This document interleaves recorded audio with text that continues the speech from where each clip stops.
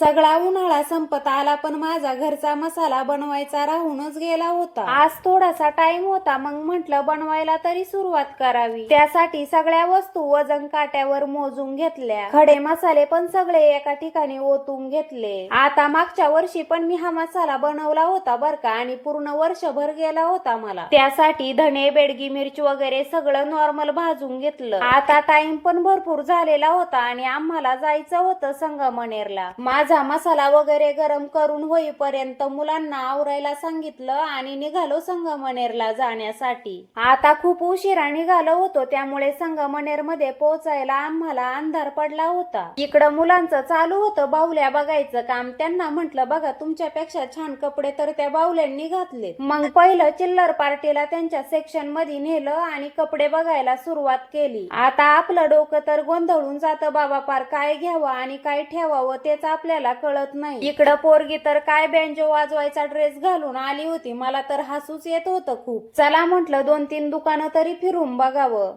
आता उशीर भरपूर झालेला होता, त्यामुळे शॉप सगळे बंद व्हायला आले होते। मग येथेच सगळी मुलांची शॉपिंग करून घेतली। त्यानंतर थोडासा किराणा भरला। आता मुलांना भूक तर एवढी लागली होती ना, किराणा भरेपर्यंत पण त्यांना दम निघाना। मग आलो बाबा डायरेक्ट हॉटेल मध्ये। मुलांच्या पोटात कावळे तर एवढे कोकत होते ना, म्हटलं आता जेवण येईपर्यंत ताटच फोडून खाते की काय। त्यानंतर थोडस निवांत जेवण केलं आणि बसलो होतो तेथेच फिरत। 11 वाजून गेले होते आणि मुलांना पण झोपा लागल्या होत्या। मग म्हटलं निघावं घरी। मुलं तर आल्या आल्या झोपी गेली होती। मग पहिलं दूध वगैरे तापून ठेवलं आणि आता उशीर पण भरपूर झालेला होता, मग घेतलं बाबा झोपून।